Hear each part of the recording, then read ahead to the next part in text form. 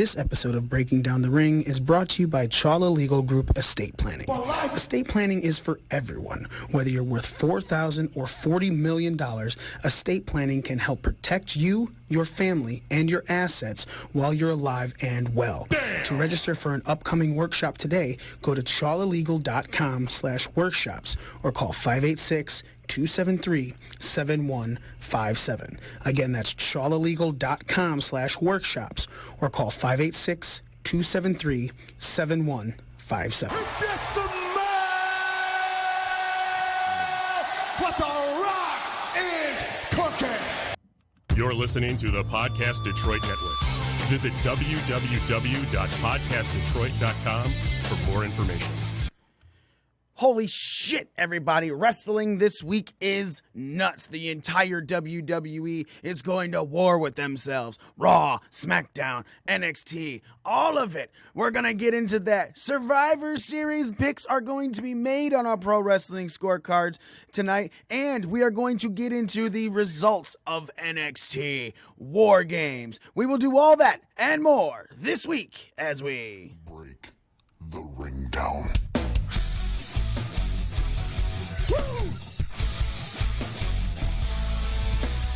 You don't know what hard times are, Daddy. The cream will rise to the top, oh yeah. Austin 316 says I just whipped your ass. You just made the list.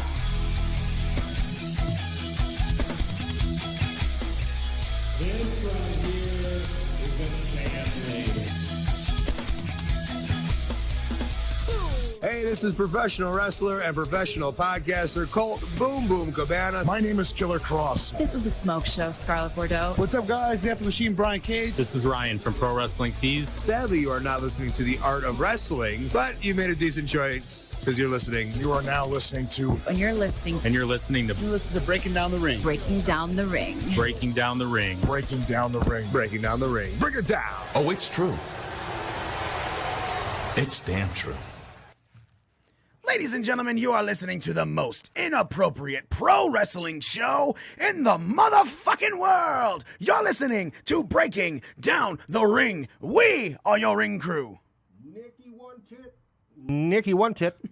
The notorious SMIT. And me, the almighty one and current ring crew champion, Mikey himself. Fucking midget stripper. Man, there is so much to talk about. First and foremost, Survivor Series is tonight, ladies and gentlemen. If you are listening live, you are watching live, come downtown Detroit. Come to the Buffalo Wild Wings in downtown Detroit, right there on Randolph Street, 1218 Randolph Street, Detroit, Michigan. Man, we're going to be doing our huge Survivor Series party. One every at 4 of these pay-per-views a year. We do are the big ones for WWE, so we do a big party on the second floor. You come on down, get yourself some prizes, get yourself some raffle tickets, maybe get yourself another chance at a WWE Heavyweight Championship replica title belt. You want to get in on this, man. You want to be there. 1218 Randolph Street, downtown Detroit, Michigan, the Buffalo Wild Wings. Get there, second floor, be up there, watch Survivor Series, no cover, family friendly. But hey, that mean we're not going to say cunt. Pow! Pow! I promise not to whip it out. But will you nay-nay it? Maybe. Hey. Show your stanky leg. Show your stanky leg. This week was fucking nuts, ladies and gentlemen. Fucking NXT finally beat AEW in the ratings. We're going to talk a little bit about that going into NXT TakeOver War Games and Survivor Series this evening. Some announcements were made after War Games regarding the women's people who are the women's competitors that are going to be in the traditional Survivor Series match, which is, I guess, not traditional anymore because now there's 3 brands. So it's Raw, SmackDown, and NXT when it used to be just 2, two teams against each other. I think it's when they said traditional survivors, I mean like the whole elimination 1-by-1 type deal. It's still not traditional if there's 3 teams involved. It's a modern take on it, which a lot of things are being modernized. Same with War Games, man. War Games doesn't have a top on it. The cage is not enclosed anymore. Mm-hmm. You can get to the top. Back in the day, it used to be an enclosed cage. I do like the fact they have, this year they actually did add the rule, like if you leave the cage, you will disqualify your team. That was always. No, it wasn't there in the first one. Yeah, it was. 'Cause I think we all complained about how they had the top. They didn't have the top on the We cage. complained about them not having the top, and then they were when Cole was doing the move from the top. Everyone's like, is he gonna leave and disqualify his team? Like there was that's always been there. You just haven't paid attention. Wrong again, Smitty. Hashtag wrong again. Gonna need to pay that. Sorry, I was watching Kevin Hart a little bit too much lately.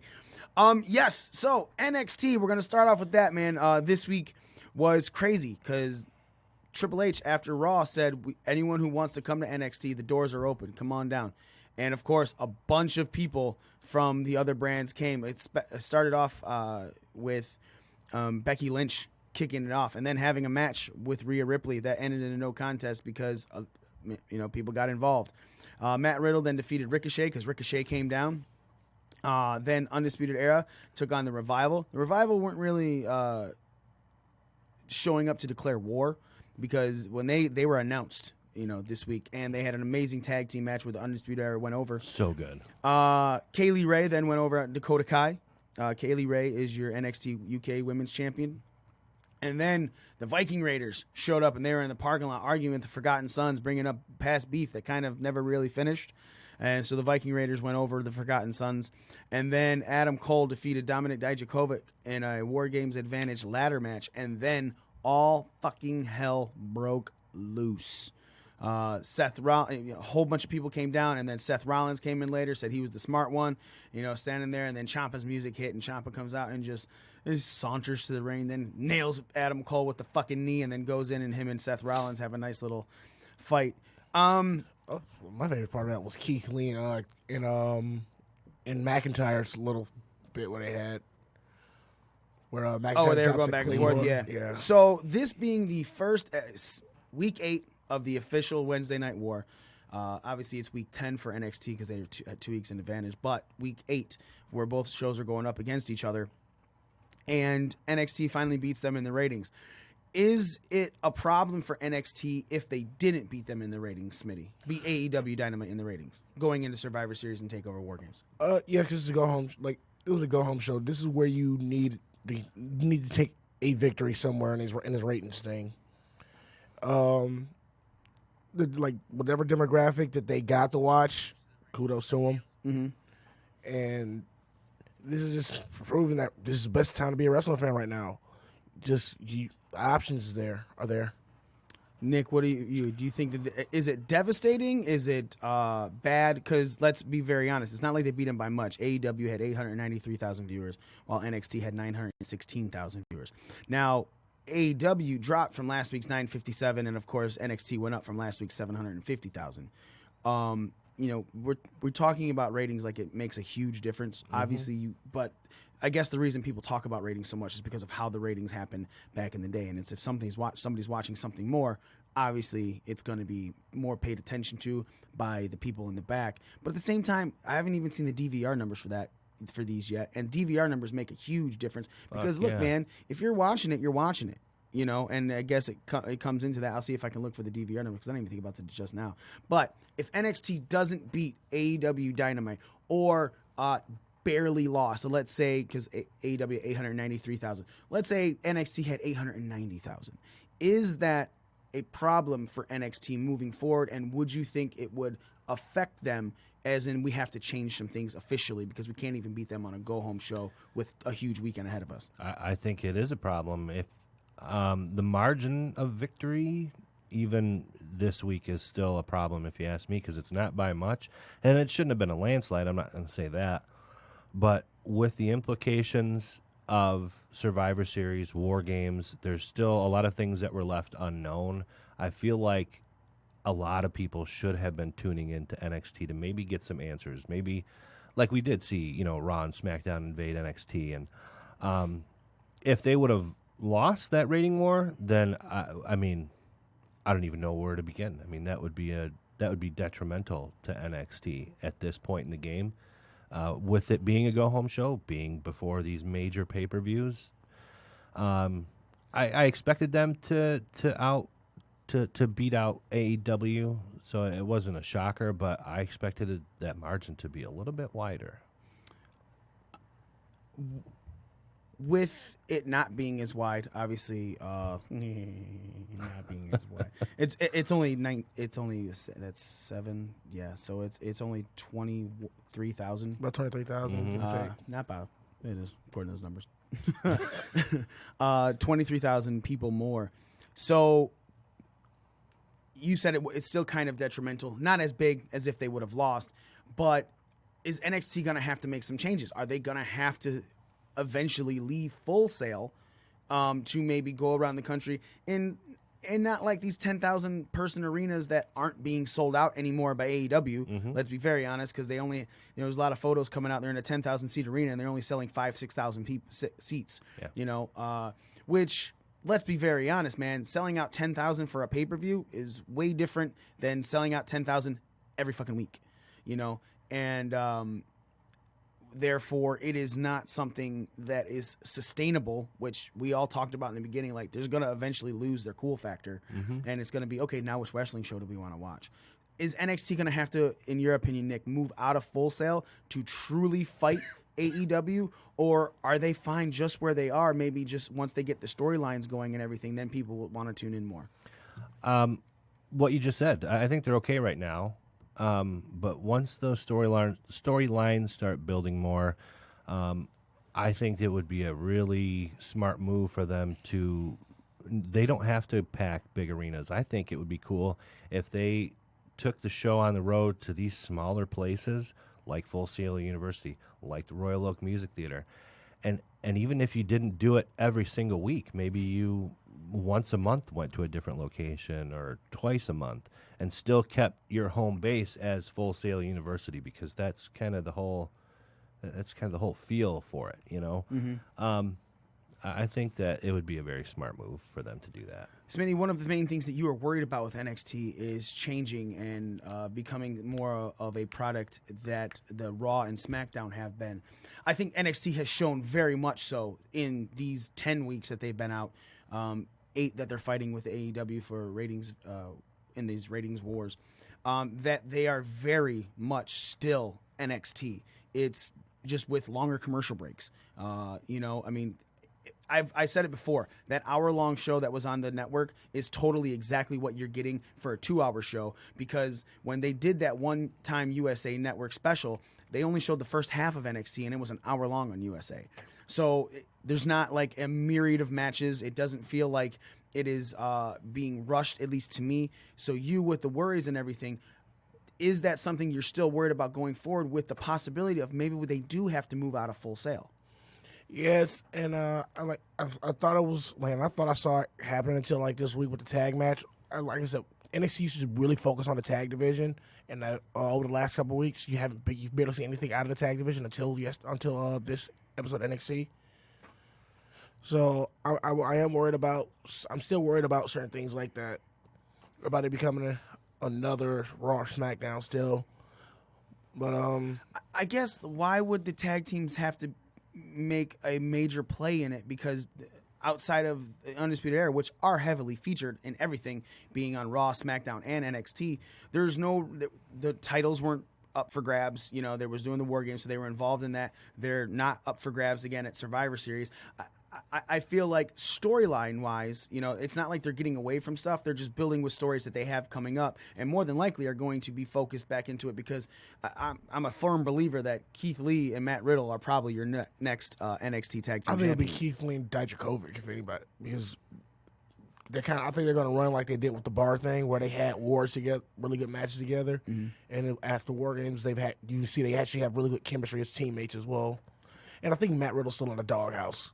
So, are you worried about the state of NXT, the presentation and everything like that, with what's possibly could come up, especially with, like Nick said, it wasn't that big of a margin of victory for the ratings? Yeah, I am. I'm still worried about it. You say with the margin of victory, they want to keep that. They want to keep it no matter how small or large the margin is. So I think they're going to make changes. They're still going to make changes. I guess my question is, what are you worried about? Because in the last 10 weeks, Triple H has shown that this is the exact same thing you got on the network every week. It's nothing different. They're building storylines. They're still true to everything's being built properly. People are cutting great promos. People are having amazing matches because I'm sorry, there isn't a single person that can look at AEW versus NXT versus any of the four main ones. We'll go with main ones because NWA Power and Impact are putting on spectacular fucking matches. NXT of Raw, SmackDown, AEW Dynamite is putting on the best in-ring work. They're not falling away from this. So I guess my question is, why are you still worried if for 10 weeks now, since you were worried before that, they have done nothing to make you think, shit, it's going to go sideways? That doubt's always going to be in my mind when it comes to the WWE. Okay. I just feel like you're holding on to bad feelings and you just won't let things move on. That's a bad thing. That is a bad thing for you, Smitty. You know, it makes me wonder, like you said, NXT's putting out the best in-ring work, and I totally agree. So why hasn't it grown at all? Even in the short time, why haven't we seen? Okay, we've seen one ratings bump, but we can attribute to that to the Go Home show and the whole Survivor Series build. What do you mean ratings bump? So okay, from last week to this week, it went up a little bit. Okay. But it's their highest rating since the second week they've had. So I'm interested to see what's going to happen post War Games, post Survivor Series over the next month, because half the time they've been on network TV, it's been all Survivor Series build up. So let's see where it goes now. And with the in-ring work, that's one thing that draws me. That's one reason why I'm enjoying NXT and NWA Power more than pretty much anything that's out there, because while the storylines are good, the in-ring work is top-notch. What was it? NXT's next takeover is Portland, and that's in February. Yeah. I just wonder why more and more people aren't. I want to see the NXT numbers go up because of this. I want people to watch myself. I'd like to see people watch wrestling because of the sport, because they enjoy the in-ring work and the talent in that aspect. It's it's something about. I like to think of professional wrestling like one of the best action movies you've ever seen. Action movies are amazing because there's all of the action. No pun intended, Shit but that's blowing what up, the kind that it is. blood, ass, and guts. But and gore. some of the best action movies you've ever seen also have a really good storyline intertwined. Terminator 2 is one that just pops off at the top of my head. Especially playing after the first Terminator. That storyline that they had in there was spec-fucking-tacular. And at the same time, you're watching a fucking T1000, T2000, T3000, whatever the fuck the one dude was. He's liquid metal. And so it's a completely different dynamic, and it's great to watch, and it's fun, but you're also involved with, John Connor, Sarah Connor, mom and son versus, and the new Terminator, It's a great meld of those, and I agree with you. I think NXT right now is your perfect meld of the best action movie you can watch, because week after week after week, the storylines aren't being thrown away. All these storylines are continuous. They're sticking with it. And the in-ring action is spectacular, So I'm not worried about NXT's future. I feel like whatever Triple H will evolve it into is going to be the way he sees going up and still holding true to the old school style that he's always believed in. That being said, this NXT beating AEW led into TakeOver War Games, which happened last night. And the pre-show, you got Angel Garza defeating Isaiah Swerve Scott, and then which is different for this TakeOver, because before, all the stuff that happened on TakeOver pre the pay-per-view was stuff that was filmed for the following Wednesday on the network. Yeah. This one is not. 2 weeks usually, right? No, just next week. Because the next week they would be in Full Sail filming the next 3 after that. And so now they have a live show to go to. They're going right back to Full Sail on Wednesday, and the week after the TakeOver, that storyline's continuing. It's no longer a pause, and then they're getting into it. So it's something different for NXT, but hopefully it'll be for the best. So Angel Garza defeating Isaiah Swerve Scott, and then NXT War Games kicks off with the first ever women's War Games match. Team Ripley going over Team Baszler, which, if you were watching this match, you were not thinking that was going to happen, because Dakota Kai replaced an attacked Mia Yim, and as you know, it started off with Io Shirai and Candice LeRae. And then Rhea was the next person. Then Dakota Kai was the next person for Team Baszler. I mean, for Team Rhea. And as she's walking out, she then turns around and does a fucking kick to Tegan Knox's face. And then absolutely fucking obliterates her. You know? So then, of course, Shayna's the final person for her team. And she's coming out laughing, counting 4 to 2. And the announcers announced that the match has started. Pinfalls and submissions can happen. And if you escape, you fucking forfeit the squad. You forfeit your squad's victory. So Rhea Ripley ends up getting a fucking she was getting handcuffed. It stopped. She used the handcuffs on Shayna Baszler as she was breaking the Kirifuda clutch, and with just her power, and then turning around and hitting her finisher onto chairs and pinning Baszler 1, 2, 3. Even though all 4 people of Team Baszler were on there, and there was only 2 people for Team Ripley, and of course the other two. And Candice LeRae, Io Shirai, and Bianca Belair were taken out by Io Shirai's moonsault from the top of the cage. So that was great. Then Kaylee Ray was stopped by a trash can before Rhea Ripley hit her finisher on Baszler, getting her the victory over the NXT Women's Champion. That finisher on Baszler was bad. Yeah. And then after that was the triple threat match to earn an NXT Championship match in Survivor Series, and Pete Dunne went over Killian Dane and Damian Priest by sneaking a pinfall onto Damian Priest after Killian Dane dropped. Sneaky Pete. Yep. Sneaky Pete. After Killian Dane dropped Dunne onto Priest again.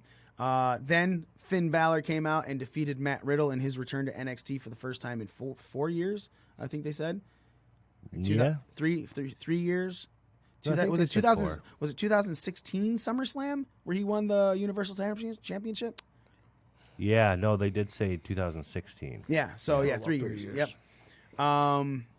Then Team Ciampa went over the Undisputed Era with Kevin Owens being the undisclosed 4th member of Team Ciampa, and Ciampa pinned Adam Cole to get that victory. So let's talk about it, man. NXT TakeOver War Games did exactly what NXT TakeOvers always do, and that is fucking shine. It set the bar high as shit. They are the epitome of a wrestling show in the last 3 years. And I'm sorry, look, Impact has put on some great shows. AEW had put on a decent show last time. WWE has put on good pay-per-views, but nothing in wrestling, as far as I have seen in the last couple years, has put on the consistent product, the overall talent, and match quality that NXT TakeOvers have been putting on. Nick, you're watching this, you're looking at it from top to bottom. What is your shining moment for NXT TakeOver War Games? One thing that stands out the most to you. We were talking about it before the show. The Pete Dunne, Killian Dane, and Damian Priest match was solid. I've never really seen Damian Priest in the ring, so I didn't really know what to expect. And overall, it was a really good match, if not the match of the night for me. Never a dull moment. As a pay-per-view overall, again, never a dull moment, dude. I mean, I sat there and I watched intently. Be honest, the Matt Riddle Finn Balor match kind of was a little shaky, but it was still good. Right. Yeah, man. So the triple threat match was your shining moment. Yeah. Smitty, do you have a different shining moment? Something else that really stood out to you? No, it's like he said, that triple threat match was the one I thought was a show stealer. You know, I do. I'm sorry. Let me go back. Ciampa and Cole off the top of the cage was great. So we're watching this. The triple threat match is what stood out most to both of you. The turn by Dakota Kai was something that we saw coming for a while. Knew it was going to happen, especially when she was passed over for Team Ripley or Team Rhea, whatever they're calling it. How well do you feel that heel turn was pulled off? Better than Bayley's heel turn, Smitty? Or do you think it was equal or worse than? I think it was better than Bayley's. I think they waited way too long to pull the trigger on Bayley. And they struck while the iron was hot when it came to Dakota. And I said, I swear my penis has never been harder for that woman right now. Well, that's fun. Nick, you're watching that heel turn. Were you expecting it, or at least at this juncture, or was it something? Did it surprise you? I kind of expected it based on what's been happening recently. I think it was Yeah, I'd have to say it was better than Bailey's because I didn't expect to see it happen when it did. Dakota Kai, for me, the last week has been an afterthought just because of what's been happening with, the teams developing for War Games and getting these women in there. I thought, okay, they'll probably still turn her, but we're going to wait till after. And the fact that she did it with Tegan Knox, who is, from what I understand, her former tag team partner with Team Kick, right? Mm-hmm. That's great. That's great storytelling, and she beat the fuck out of her, which was even better. Pro wrestling tip: don't have a best friend. Yeah. I trying to remember what the hell you just said that struck a chord with me. The afterthought. Her being an afterthought is amazing storytelling. Let's be very honest, because if you are not being thought about, you're that third act. We were talking about movies, you're that third act that comes in out of nowhere. Like, oh, holy shit, I totally didn't even think about that. And it gets you. Same thing with any of the best television shows when they introduce who the villain is in the first fucking act, especially with Law and Orders. You know what I'm saying? You're like, okay, which one of these motherfuckers did it? And Which one of you touched a little baby? Yeah. And which one of you killed that girl? Which one of you raped that girl?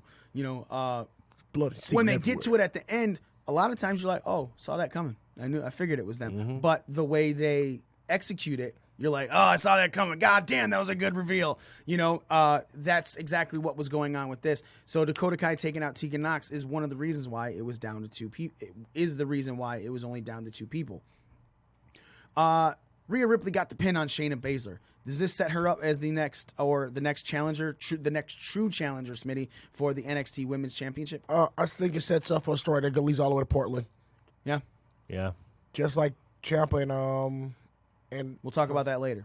Okay. So this leads up to it. Nick, how is it automatic? We go next takeover, or there's some sort of storyline that needs to build to keep these two feuding, not just to keep the two feuding, but to keep it as a fresh storyline? Or are you sold on it no matter what they do to each other over the next couple weeks leading into February? I'm sold. I think just adding more to the storyline adds fuel to the fire.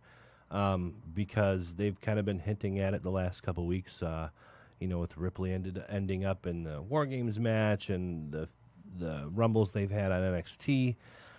I am sold, and the fact that for the first time that I can remember, someone took out Baszler and in any capacity pinned her. She's now the longest reigning NXT Women's Champion. From what I understand, that record was set the last few days. I saw something come across my phone that said that. She's not the I thought Asuka was still the longest reigning. I'm gonna go look at it right now. I could be wrong, but I'm fairly certain I saw that float through. But in any regard, she's the only two-time Women's Champion. Keep talking, Nick. It's nice to see someone finally having her number, and I honestly I hope Ripley takes it from her if they go all the way to the next takeover. I like Rhea Ripley a lot. I'm a big fan. I know Kairi Sane pinned her, and that's Kairi Sane's only run as NXT Women's Champion came off of Shayna, because technically she's on her second run, and Asuka held that title for over a year. Maybe it wasn't longest reigning. Maybe it was total cumulative days as Women's Champion. Total cumulative days? Yeah. Yeah, I can see it. No. Yes. Yes, it is. Total cumulative days.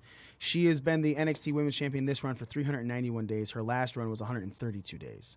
So, yes, Asuka's still holding the record at 522, but 391 plus 132 is more than Asuka's title reign. Cumulative. Yes, so that's a real fun one. But, again, 391 days for a champion in any, like Pete Dunne, held that. 2 years. It's again another nod to Triple H's love for throwback old school wrestling. These championships aren't just flip flopping. Yeah. They haven't. Not a single one of them has. Even for the NXT championship, you're currently Adam Cole has it for 175 days. The record is 292. I believe that's Finn Balor. Finn. The shortest reign is 56 days. No, I'm sorry. Sami Zayn, wasn't it? Nope. Sami Zayn held it for 62 days. Samoa Joe, 13 days. When him and Nakamura was flip-flopping the belt almost. It's when he first won it. He took it from Finn Balor. He won it for 121 days. Then Nakamura took it for 91. Then Joe for 13. And then, yes, Nakamura for 56. Listen, and then Bobby Roode held it for 202. McIntyre for 91. Most of these people, when they drop the belt, they're going up to WWE, but they're still holding it. You know, Ciampa, 237, had to give it up. You know, Cole with 175 days, but 292 for Finn Balor. It's crazy, man. Ciampa was Andrade was 139. Tommaso Ciampa with that 237, 2 months behind, man. He could have topped Balor's 292-day record. But again, Neville, 286. Pac. The bastard. The bastard Pac. NXT champion as Adrian Neville for 286 days. Bo Dallas, 260, before him. And then Big E was the champion for 153. Seth held it for 133 to start it off. It's a testament, man. Triple H loves old school, decent length title reigns. Your championship means something while it's long. And champions look strong. Yeah. But no matter how it is, if you're a heel and you're getting cheap heat wins, that's fine. It's still something to give you. Even their tag team championship has been held for distances. The longest reigning is 343 days. I'll let you know. 198. From Undisputed Era, their first go around. 202, Authors of Pain. Mustache Mountain held it for 22 is your shortest. 142 for the Revival. 205 for Blake and Murphy. One of them is forgotten about. Ascension, 343 days for the longest reigning tag. But again, man, these tag teams getting called up. It's not like people are dropping these and they're going and they're staying in NXT. They're going away. So they're being held up to a standard, a really high standard in NXT, and you got to love that about Triple H. So speaking of the NXT Championship, Pete Dunne is your winner from that triple threat match. He's going on at Survivor Series tonight to face Adam Cole. I mean, is it kind of predetermined that Pete Dunne is fodder? Shit, do we have anything to drink? None of us have a drink. No. I don't even have water. Smitty, you should go get me a bottle of water. Water, and I'm getting a beer. All right, you do that. I'll take a water. Yeah, 2 waters. And so, Nick, we're going to ask you, is Pete Dunne basically fodder? We got to take 2 drinks as soon as they get here. For Adam Cole, or is this one of those times that you might see something flip real quick and be a surprise? Fuck. Yeah, fuck. Pete fucking Dunne. Yeah, get it, bitch. Sneaky Pete. Sneaky Pete. Snuck it in. Ooh, Sneaky Pete could be a Sneaky's winner tonight. At first, I thought Sneaky Petey. Sorry. My initial reaction is that it's fodder, but no water. I'll take a pop. Yeah, I'll take a sody pop. Surprise me. 2, Mountain Dew, Coke, root beer. Sorry, we're talking on air about what we're drinking. Let's go for it, Nick. I think that it's very possible we could see Pete Dunne be a little Sneaky Pete and get in there and Sneaky Pete. I don't think it's going to happen. I don't think that's the person that they want to take the title off. One of the longest reigning champions in modern era WWE. Yeah, well, and especially, oh God, man, when you say shit like that, then I gotta rethink what I'm fucking saying. Modern era in general, not just WWE. Well, and then I kind of look at there's a potential for Ciampa and Adam Cole feud. They were kind of hinting at, but first, Daddy's going to war. I think fans want to see that first. I don't think Pete Dunne's going to take it. All right. Hey, man, there's only been 3 championship holders for the NXT UK Championship, and 125 days was Tyler Bate to start it off with. Walter's your current at 232 days with 685 days. Man, it's like damn near 2 years. That is, do you not know math? Is it 365 days in a year? Yeah, you're right. I said almost 2. I said almost 2 years. Yeah, almost 2 years. I thought you said over 2 years. I was like, wait, what? Are you bad at math? Yes, I agree with you. Sorry, I apologize about that. That was my mishearing. And Smitty, you're not wrong this time. Huh. It hurt my head. You ding that bell, bitch. I actually moved out the way to get that one. So, that being said, Smitty, do you think there's any chance in hell that... Oh, take 2 drinks, by the way. That Pete Dunne is not fodder, 3 drinks, for Adam Cole? No. Suck and swallow, bitch. I think this is a way that NXT could put on a really great match with these two guys, and you don't care that Pete Dunne is the F word right now. So basically, it's one of those things. It's like we know it's the predictability is there, but as long as the execution is top form, it's gonna be. And that's and with these two guys, with Dunne and Cole, you're going to get that. All right. I'd be more surprised if they do, I wouldn't be surprised if they have the match that steals the show. All right. Tonight. Let's move on. Keep going with War Games, our final thing that we're going to talk about, because there's a lot to talk about, plus Survivor Series we have to get into.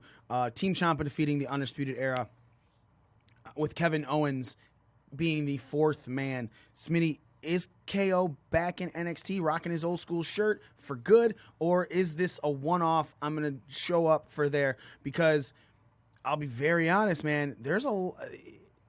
Shawn Michaels is supposed to announce the men's NXT team tonight, right, on the pre-show.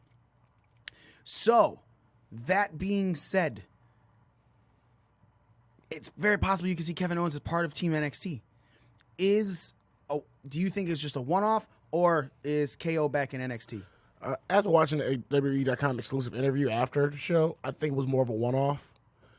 But there's also like stirring and speculation that Kevin Owens was going to be returning to NXT along with Finn Balor. What was the interview that you're referring to? Don't play it. Just tell me what. Give me a rundown of it. It was so pretty much WWE.com exclusive. It was after the Men's War Games match, and it was Dijakovic. So it was Dijakovic, Lee, Ciampa, and Kevin Owens in the back.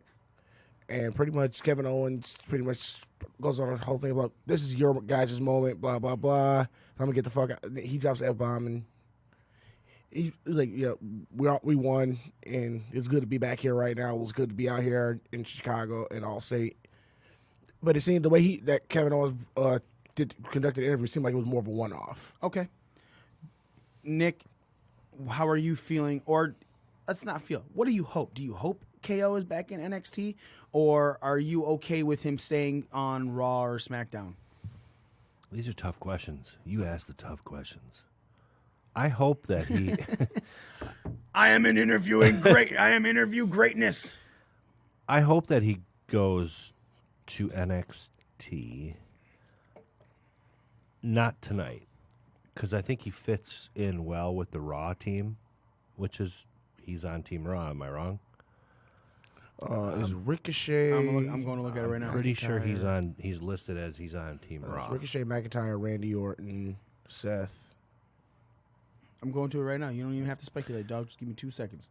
So then, if you put him on NXT, then you're like, okay, well, who's going to be on Team Raw? And I don't think there's a very good he fit. is. It's Randy, McIntyre, Seth, Owens, and Ricochet. So I hope that he goes back to NXT. I don't hope it's tonight. I hope it's. You think he turns on Team Raw tonight? See, that's what I'm saying, man. Yeah, I mean, and if that happens, then I'm cool with it. But for him to be like, okay, well, I'm coming out with Team NXT, and I'm kind of like, it's cool that he'd be going, but for him to turn on Team Raw and help Team NXT get that win tonight completely makes me rethink my scorecard on Pro Wrestling Scorecards. Ooh, okay, which we're going to get into, guys. Go to ProWrestlingScorecards.com. Fill out your own scorecard for Survivor Series tonight. That's what the fuck you need to do, crackers. All right, now. Just dribbled. That's because it's delicious, and drool is deliciousness' factor of notification for you. You're welcome. You're salivating. That's no, dribble, not salivating. That's in your mouth. Dribble is out. Dribble is what she does when she didn't swallow it all. No, she didn't do that. She went, I'm so sorry. Unless you spit. I don't know what's going on right now. That's what she sounds like. Anybody you got nut under your tongue. Who's anybody paying attention to wrestling heard about the one, the only, the idiot himself, Jimmy Corny motherfucker Cornette. Jim Cornette on the opening match of this week's NWA Power, which sucks because, man, look, this is the first real time we're going into NWA Power on this show. We talk about it, how much we love it, but it's a 2-hour show, 1 day a week. I don't know how. It's a 1 hour show, isn't it? Ours. As a 2-hour show, 1 day a week. can't get into everything when there's other things that are huge, you know, and Power is just steady good, as it always has been. It's getting great. This week had the fucking balls by Jim Cornette. Sorry, let me retract this. Jim Cornette said a joke he has said for years. Let's be very honest. People are pulling it up on Twitter. Old time that he's made these matches. He said this in the matches, and he said Trevor Murdoch has enough balls where he could strap a bucket of fried chicken on his back and ride a motor scooter through Ethiopia. Ladies and gentlemen, in 2019, if you're hearing that for the first fucking time, it sounds like the most racist fucking joke ever. It's racist, and but it's funny. It is. It has racist connotations because you're using fried chicken and the Starving black people. And starving black people like Marvin from South Park. But the first time Jim Cornette pulled this out was around the time that Starvin' Marvin was a character on South Park, you know, because making fun of the Ethiopians who are hungry, because people were mocking the fucking commercials for just 10 cents a day. You can feed this entire fucking village. That's all you have to do. A dime a dime a day gives food to a grain of rice. So around the time that this is all coming out, you know, that's like the popular infomercial and everything on television. Jim Cornette drops this line in a match. I listened to his podcast to hear his explanation of it. He said when he got it or whatever. I listened to Mark Henry on Busted Open talk about the first time that he heard it was from African-American wrestler who cut it in a promo. I'm crazy enough to strap a bucket of fried chicken to my back and ride and run through Ethiopia or whatever. Sorry. Holy shit. So, in 2019, hearing this for the first time, not in the context of when the joke first came out. Let's be very honest. There's many things that don't age well. You know, certain jokes, certain women, Jim Cornette, don't age well. Right? But hearing that for the first time in 2019, it sounds racist as fuck. Hearing that for the first time when all those infomercials are coming on, doesn't sound racist. Sounds like you're making fun of hungry people. You know? But when you take all factors into it, it's bad. You know, you shouldn't be mocking hungry people. Not just hungry people, but like black hungry people. You shouldn't. If you're gonna age that joke, right? You could say, take a fucking bucket of ice cream, strap it to your back, and ride through Ethiopia. Yeah. You know, it's you're changing what it's more about what the product he was going through Ethiopia was. You know, or if he said strap a bucket of fried chicken to your back and ride through a third world country. You know. No problem. Not all third world countries are all just black people. But again, you're changing the destination. The first thing you think though at that point doesn't matter. If you want to nitpick it and say it's racist, now you're finding racism. If you're just saying a third world country, it could be anywhere, and you can't take vagueness down to a specific, because the minute that's on you, not on them. You know. That being said, it came out and that. Even I know it's not the first time I heard it, but I was like, "Yee, dude, you can't." No, that's bad. I said, "Ouch." Smitty, you are our token white person on our show. When you heard, were you watching Power Live? I watched it live. Okay, so when you heard that, okay, live, did it click something in you, or was it just like, because Lagana has said. When Jim Cornette's podcast came out, this is a pre-taped episode. It's taped 6 fucking weeks ago. And Cornette said when he was talking to Lagana, he was like, "Did you hear it?" He goes, "It just went past me." He goes, "I didn't even think about it." That's a huge factor because to me, it didn't. I was like, "Oh, dude, something's going to happen about this." For me. But at the same time, I'm like, I just notice everything. You're very conscious. No, fuck, I'm not conscious. I just notice fucking everything. So for you're hearing it, it's the first thing that comes out of his mouth. Are you going, whoa? Or are you just continuing to watch Trevor Murdoch versus Nick Aldis? See, at first, when I first heard it, I'm like, what did he say? And I just kind of threw it off the back burner. Like, I know it's pre-taped. When all that backlash started coming out, I'm like, I really don't think they thought this through before when they let it air. So as you're hearing it, is it, when you're like, what did he say? Was it like, what the fuck did he say? Like, yeah, what this racist piece of shit? No, not like racist piece of shit. Like, okay, it's more so like the fuck did he? It's more like So you didn't take it as right off the bat as blatant racism, but you also can understand how it slid by Yeah. the people who were editing the show. And Pretty putting it much. together. Okay, that's. I'll be very honest. When I heard, I was like, "Whoa!" But I get it. You know, like it's a fucking joke. It's, you know, it should have been said. No, it should have been deleted. Yeah, was it? Yep. They eventually went. They removed the episode, deleted that line, and then put it back up. Do you think the firing of the resignation, it was his resignation because Lagana was talking to him and he said him and Lagana got into an argument. He's like, you know what? I'm done. It's too much of a headache for you. It's too much of a headache for me. This isn't fun anymore. I'm done. I quit. And he hung up the phone. A lot more expletives. I just don't want to misquote an expletive. Those are too important to. Very. Fucking kidding me? Yeah, I am. So Cornette did resign. He wasn't fired. He wasn't told to resign. He resigned because he was just in an argument. The next morning, deservedly so for this, Smitty, or do you think they could have possibly kept going with Cornette I think they with a kept- proper apology? With a proper apology, yes. But like this is one like race is a hot button subject in professional wrestling right now. So how long would it take for this to blow over? Was another factor that would have come into that to there. I think it would have blown over very quickly because again, even Cornette said fucking people were pulling up and showing videos on Twitter of him doing this years ago, you know? So it's not like it's just something he dropped. This is something that he has said many a times before, and therefore he went like, all right, I understand now. You know, it's my bad. I won't use it again. It's never been a problem before. On network television, I've said it. Nick, did he deserve to be let go, or should he have left NWA off basis of this? No, I don't think so. I mean, with an apology, with something along those lines, it would have blown over, and it wouldn't have had such a big impact. Because, like you said, I mean, he's said this line before. I think for some people that might not be too familiar with Jim Cornette, which, if you're not and you're watching NWA, I mean, come on, you've heard of Jim Cornette. I mean, let's just be honest here. Most people. It's an old school Southerner. Yeah.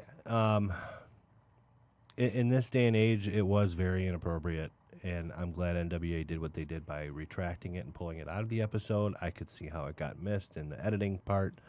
But, yeah, I don't think he needed to quit. I really don't. I think he needed to go. And I don't think it's just based off of this. Jim Cornette has a track record of demeaning women. He made fun of suicide, which he vehemently denies. Like, that's not me making fun of suicide, but yeah, it was, dude. Was this when TJP was under the mask? No, I think he basically told some an AEW wrestler, I believe, to just go kill himself. He's like, if this is your fucking, maybe even Janela. It may have been Janela.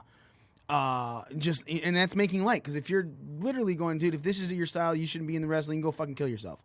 You know what? Like, you can't just say that to people. He's got a track record of putting his foot in his mouth. Right. So it's a long time coming.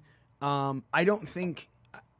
I understand bringing Cornette in. I understand that Lagana and Billy Corgan are doing old school stuff. The set is old school. The ring, old school. You know, the style of taping, old school. The way the wrestling matches go on, old school. Real old school, wonderful feel. We're not knocking this at all. I love the NWA. I love the Power show. Like I said, we talk about it week after week. They announced the second show this week as well. So they're going on with this. They're doing knocking this out of the park. I guess my next statement about Jim Cornette is the problem is he's been in such hot water for things he said, mocking Jordan Grace. He's like, she's amazing, but she's a butterface. As soon as you see her face, like, dude, like you can't. I love me some Jordan Grace. He came. There's a lot of people that weren't watching NWA just because Cornette likes to pretend that people aren't doing that on his podcast, but I personally know people who are like, I won't watch NWA as long as Cornette is a part of that. Yeah. And it makes sense. Some people just honestly do not believe or feel aligned with his morals. What the shit is going on with the phlegm in my throat right now? Sorry. He's so gay. No. Oh, I got Smitty mouth. So I think that bringing him on was a the button was there. It was just somebody was looking for something.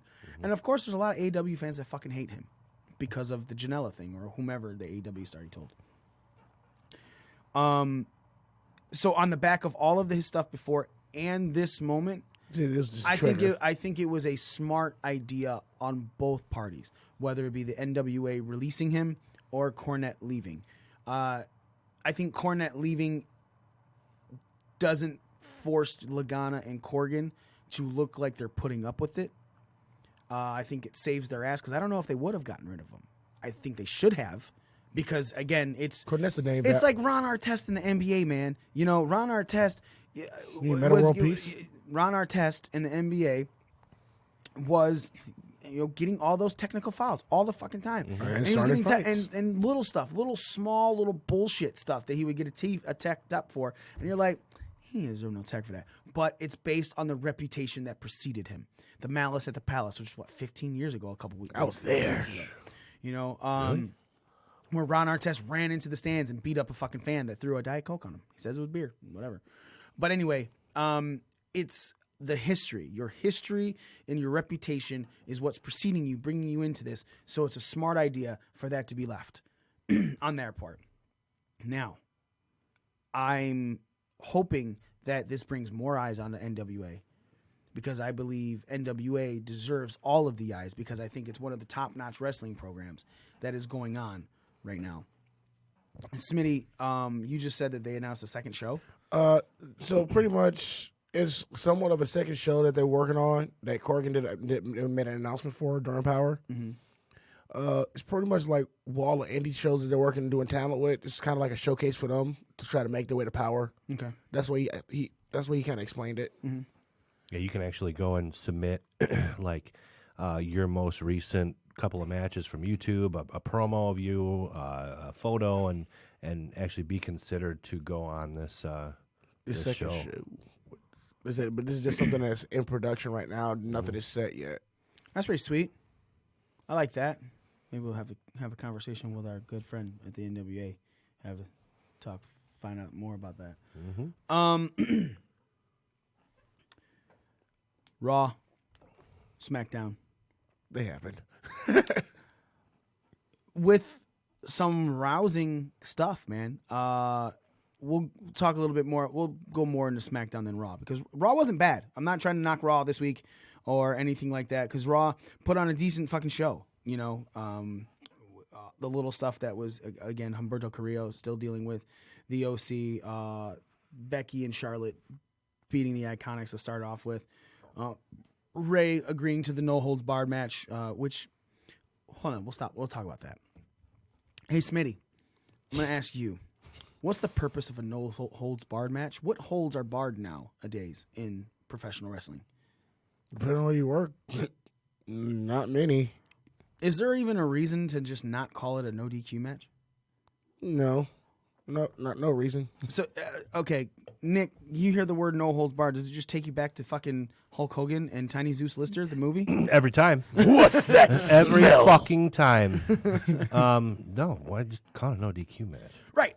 It's one of those the most hammiest line of all time. Oh, I love it. There's a reason that it's just I don't understand. No holds barred. And that's all it takes. What's that smell? It's just ridiculous, man. Yeah, fuck that noise.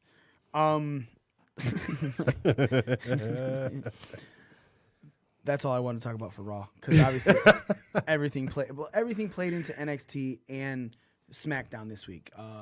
Raw was a good show, not fucking nuts. Oh my god, best Raw I've seen in a long time. No, Raw it wasn't a stinker. It's not like you were like, this fucking show sucked. It was just there. It was there. Yeah, it was the middle of the bar. The problem is Raw is the first thing in the week, and SmackDown and NXT usually overshadow the fuck out of it. So because of that, Raw becomes an afterthought. Maybe we'll start doing some things post Raw just so it can be talked about. Just do a live video chat. Right, yeah, something like that, man. Because fuck, dude, we just forget about it. So, going into SmackDown, obviously, it kicks off Baron Corbin trying to get the entire roster to listen to him, and no one's paying attention. Then Roman Reigns and Shorty G. And Mustafa Ali. He got his first name He's back, back, which baby. is awesome. He found his name. It was somewhere on the side. He's like, no, that's mine. I'm going to put that I on was your board. because I was really starting to make Ali G jokes about those two. Scotty asks, isn't the pile driver barred? And I In WWE it is. yeah, in WWE, I guess so they can do a pile driver in this one. But is that again? My other question is, if it's The Burning Hammer is also banned in WWE. it's not a hold though. Yeah. It's a move. When- If it was like no moves barred, or like that's what's just no disqualification, like some other name other than no holds barred, because it's not like It's not like they like AEW they call it a lights out unsanctioned. They did it. right. Yeah, I don't know, man. It's fucking ridiculous. Anyway, so going into SmackDown. Well, when WWE uses the term, I don't think of it as no holds barred. I think no DQ. Yeah, that's what I'm That's saying. what It's I like think it's a fucking convoluted name for a no DQ match. Yeah. Like just say no DQ or an Extreme Rules match, or something like that. Yeah, whatever. They have so many names for the exact same fucking match. It's stupid. Okay, it's fucking Six-pack challenge. Yeah, no DQ match is something that can go into the crowd. It can be used. All of the fucking weapons. Things can happen. Falls count anywhere. No, that's different. Falls still count in the ring in a no DQ match, and falls count anywhere. They can happen anywhere. But again. That's no DQ, Extreme Rules, same fucking thing. No holds barred, no DQ, same fucking thing. God damn it, WWE, stop fucking doing this. Bring back the Inferno match. Right, please. Fire. You know what I'm saying? So SmackDown was nuts this week. It kicked off with Sasha Banks coming down the ring with her team. SmackDown going, blah, blah, blah, blah, blah, we're going to fight. Come on down, Raw team. I know you're here. So Charlotte brings her team down, and she goes, let's have a one-on-one match, captain versus captain. And then NXT's theme music hit, we are not your God. And the crowd pops like hell. Fuck yeah, they do, man. And we'll get into more as we're going on. So then Rhea brings some NXT people. Couldn't say that it wasn't the team because Mia Yim was a part of that and everything like that. So they come down and they say, well, let's make it a triple threat match for the captains. And Rhea Ripley got one of the best wins I've seen. Again, just like Sneaky Pete on TakeOver War Games. She picked Rhea Charlotte. Ripley slid in there, fucking put Charlotte's shoulders to the mat as she was doing a figure 8 to Sasha Banks. So Sasha couldn't even couldn't even break this up. She was still in the fucking figure 4 while Charlotte was being pinned as Rhea slid in. That was slick. Then Shinsuke Nakamura and Sami Zayn come down to the ring, and they reveal the brand new Intercontinental Championship belt, which we will talk about. And then the New Day come down, and they're like... Era came out first. Era came out first, yeah, because they were saying they didn't know who they were. So Era came out, and it was like, this is Roderick's son. And of course, he said Adam Cole, and the fucking place popped. Mm-hmm. Said Bebe. Dude's over and everywhere. But I also think it's really good for them because remember, because it's War Games and Survivor Series, SmackDown was in Chicago as well. Yeah. So it was a strong NXT crowd showing as well there too. But I like that because now it's on national television and people are hearing some of these chants. So maybe if they ever show up again, and again, if they end up going into a bigger arenas down the line, more people will know because they've been featured on national television heavily and well. They have not been made to look like shit. Mm-hmm. Oh, they look stronger than any other brand throughout this last 3 weeks. Which is great because I think they're going to take the shit tonight. Oh, yeah. So the New Day then come out and they start talking shit and they're like, yeah, we're going to fight you. And for the stuff that was going on the other way. And they're like, Roddy's like, us 4 versus you 2. Okay. They go, no, we got 2 more. Heavy Machinery comes down. Undisputed Era defeat them because obviously there was some arguing back and forth between the team. And then Roddy pinned Tucker, right? I think Roddy pinned Tucker. Right, Roddy pinned Tucker. I don't remember. Whatever. Then Daniel Bryan comes down to cut a promo, and Miz he's talking about how he's not reviving things and everything. He's going back and forth. Miz then comes down, and they end up fighting. As Daniel Bryan then does the yes thing to get his running knee. The first yes, the fucking lights drop. And then the Fiend is sitting where the Miz was and then jumps up and gets the mandible claw on Daniel Bryan. After that, before that, Bayley had cut a promo saying, look, Shayna, you've been attacking me from the back. Why don't you fucking show up? Well, Shayna showed up and she was in the middle of the ring. She said, Bayley, why don't you show up now. And then Bayley attacks her from the back. And then gets a little bit of the better of Shayna Baszler by finally throwing her into the steps and ring post. But the fear on Bayley's face when Shayna was looking up with an anger was spectacular. And then Bayley ran away. And then 6-man tag action, King Corbin and Glorious Bobby Roberts, Rude, and Dolph Ziggler taking on Shorty G, Mustafa Ali, and Roman Reigns.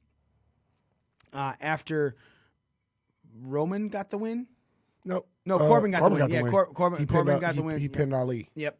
Was it Ali or Shorty G? I thought it was Ali. I thought it was Shorty G because he had the scepter above him after that. Then Team Raw's the Seth Rollins music hits, not Raw. And Seth Rollins is up in the stands. Oh, shit ton of Raw superstars. And brings down all the Raw superstars and tells them to stop. He steps in the ring with Roman Reigns and then fires the first shot, and then they start fighting. And then the whole bedlam starts. Then the Raw are attacking all 6 of those guys. And then the rest of the SmackDown roster comes down, including Braun Strowman, who just destroys everyone, as he does. And then NXT music hits. And, man, if you've ever thought, man, I really miss the Monday Night Wars. Remember when things like that were happening? Fucking NXT rolls through in the fucking Jeep with the fucking cannon on it, a la WWE to WCW back in the day, and they come right down that ramp. And it man, was Michaels, Triple H, it was everybody but Waltman and Gunn, wasn't it? Well, that's because they're not involved. Road Dogg is a writer for NXT. And Shawn Michaels is a trainer for NXT. And Triple H is the fucking catalyst for NXT.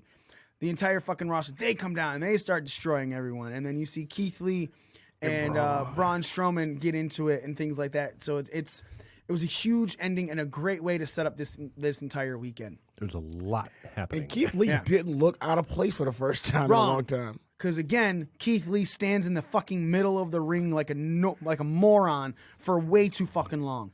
It's not like he climbed in there and then Braun got in there. He should have been paying attention to what Braun was dealing with and then got in when Braun was free. But he stood in there and stood there and stood there and then threw someone away and then stood there and then stood there and then stood there. And then Braun gets in. And then someone goes at Keith Lee and he fucking shoulder tackles him. And someone from NXT goes at Braun Strowman, he shoulder tackles him. And they start going at it. Again, it's fucking nuts, man. I wish Keith Lee would get his bearings in, you know? Like, I think Keith Lee is an amazing performer in the ring. I think he's one of the, but man, when you leave him to something like that, his own devices, that dude doesn't know shit that's going on, and he needs to fucking get his shit together. Because he looked really out of place. He's the only one standing in the middle of the ring. It looked like, why aren't you fighting? You know? Is this the way you wanted to go into Survivor Series, Nick? Yeah, I mean... Is there something you wish would have happened more? No, I like that they basically just piled everybody, nearly every superstar from all 3 rosters into just a clusterfuck. I think that I honestly was a little excited to see it because I've been waiting for something, because you've seen NXT and SmackDown or NXT and Raw or Raw and SmackDown, or not really the quantity of superstars in that same vicinity. So that brawl was kind of cool.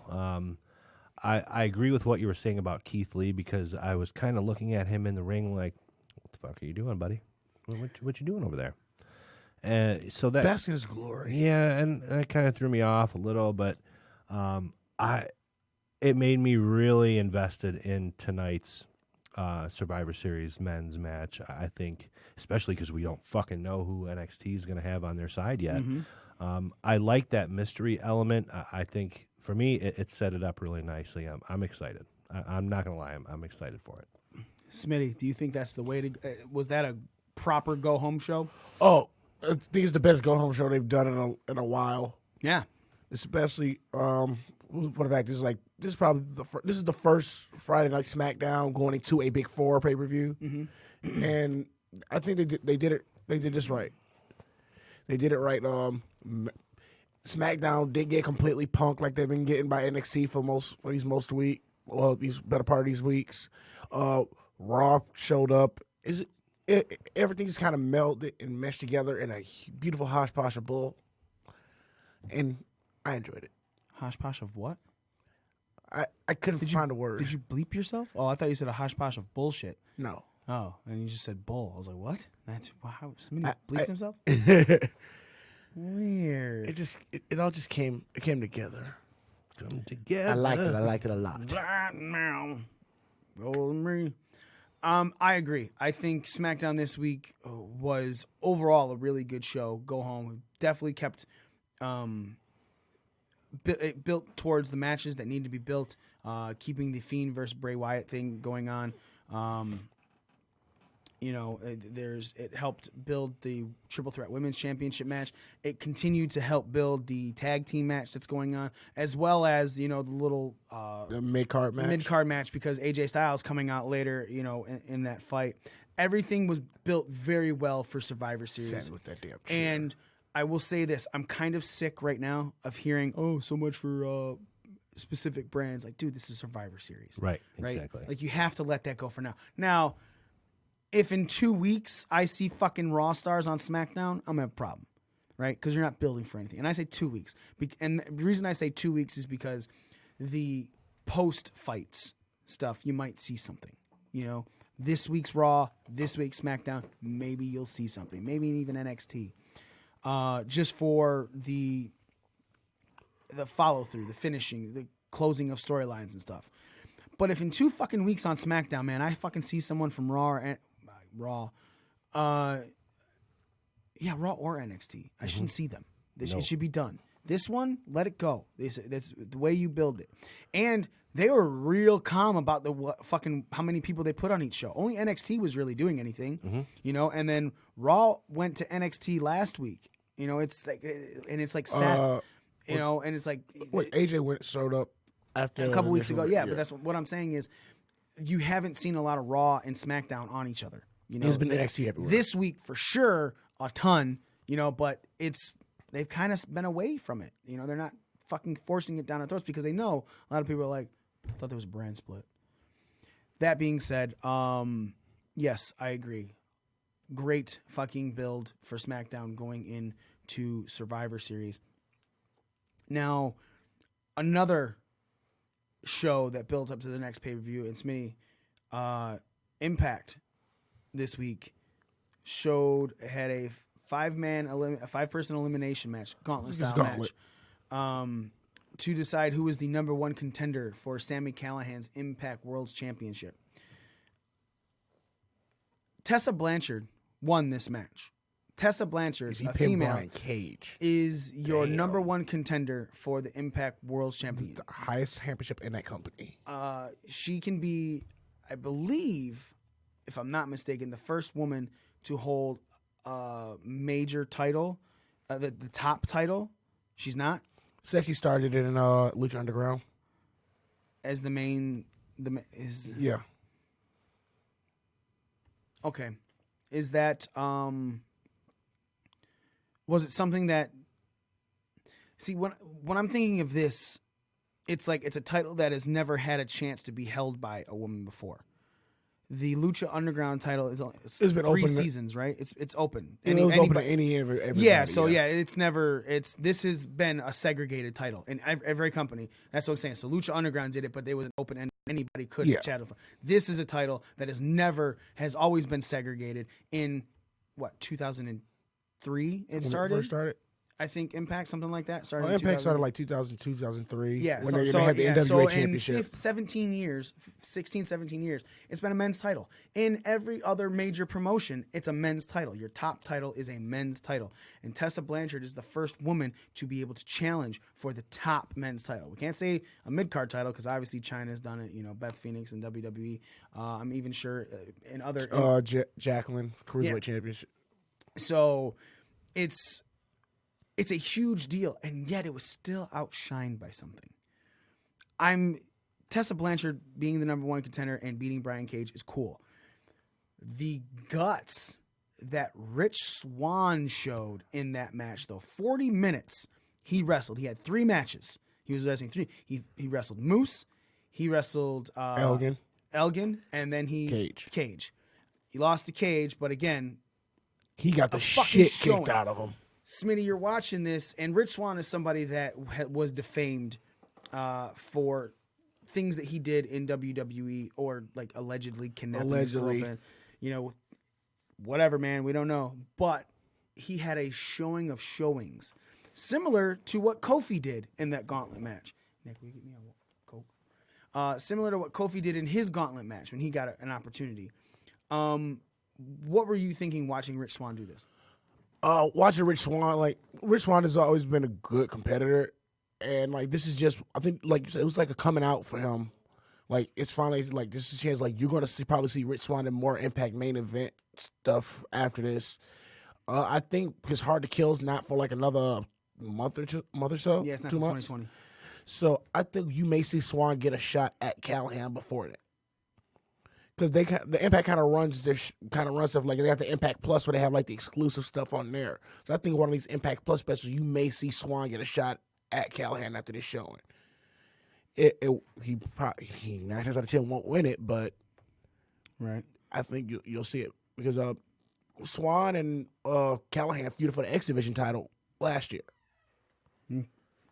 and they have great chemistry together. And those guys came up together in the Indies. I'm a firm believer that Rich Swann has always been a really good competitor. He's always been really charismatic. But this, I think, was his coming out party as a wrestler because it was he was put over so well in that match. His heart, his determination, his guts that he was spitting out. Yeah, you know, he was. And Elgin took him to fucking school. Yeah, it was great, man, and it was a match that Rich Swann definitely deserved to hopefully get a push that he now looks as he should be getting, and a well-deserved push because he shouldn't. I don't think he should be second tier right now at all. Obviously, Tessa Blanchard, you know, being the number one contender for Sami Callihan's championship is also a huge deal. But man, I think, do you feel the same as I? Do you think that Rich Swann's determination and his showing overshadows Tessa winning? I don't think it overshadows him because again, I've been watching the product for a long time. I stuck through the dark years of Impact. It's always got to be a race thing with you. So think about like they've been building Tessa. So they've been building Tessa pretty much for the better part of 2 years as well. Mm-hmm. So her finally getting this shot at the World Championship, it like you can't take away from that. Yeah, Swann getting over and doing his thing on Impact, it's just something that adds more to that Impact product for me. I think it overshadows not like oh no one's even going to talk about Tessa. I think it overshadows just because, like, especially when the blood was added to it, you know, and he's spitting it out and it's dribbling down.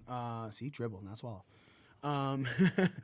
You know, from his mouth to the mat and everything. The visuals in that is what really stands out of that match to me. Sure, Tessa winning and then, you know, going holy shit after she pinned Brian Cage. After fucking Meat Castle. Was wonderful, but I'm really excited for Rich Swann and what he did. Obviously, our boy Rohit Raju in the beginning. You all right over there, man? Fucking just jacked my knee. Yeah? I usually jack my penis. The four-way. You should try it one time. So we'll try it. So with the four-way tag match, it's a tag match that was really good. You know, it was controlled chaos. You know, because there were times where all four teams were in the ring, outside of the ring, so on and so forth. But even when it went back in, the proper people were being tagged out. You know, I want to really commend Impact Wrestling because we give a lot of shit. A lot of people are talking a lot of shit about the way AEW is doing their tag division right now, where it's just a lot of spots, not a lot of story, and a lot of who cares what the ref says.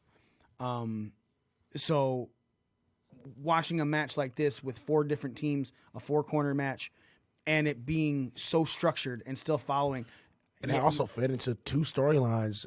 That tag match fit into 2 different storylines as well. Yeah. With the Rascals and then Ace Trey Austin, Miguel and Ace Austin and Trey's hot mom. Yep. All right. Well, is that going to be Ace Austin's new thing? He wanted to bang Alicia Edwards. He wanted Eddie Edwards' wife, and now he wants Trey's mom. Yeah, why not? So let's move on to have some conversations about tonight's Survivor Series. Again, ladies and gentlemen, Survivor Series is We're not gonna talk about the AEW. Did something happen? I really can't even think of. Say Scorpio Sky. Scorpio Sky. Okay, we'll talk about that. We'll talk about Sky and Jericho. Scorpio Sky pinned Chris Jericho last week. First loss Jericho has felt in AEW. I almost said Impact. So Jericho comes out and cuts a promo, and he's wanting to say he was sorry. So he couldn't say the word sorry. So Jack Swagger Hagar.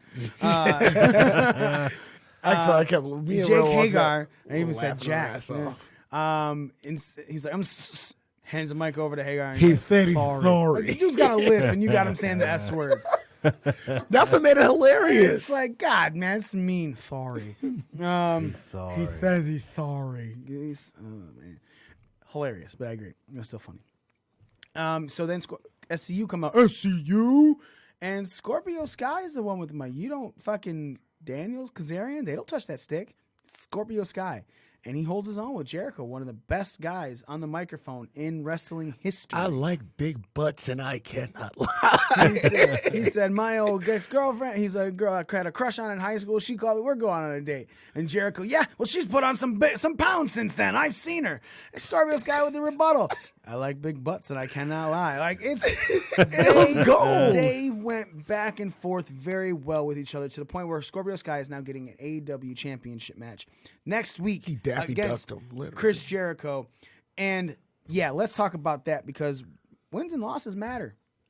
Oh, no, they don't. They don't. They fucking don't. They don't. Not now. Does Scorpio Sky have a singles match victory at all in AEW? He hasn't had a singles match in AEW yet, has he?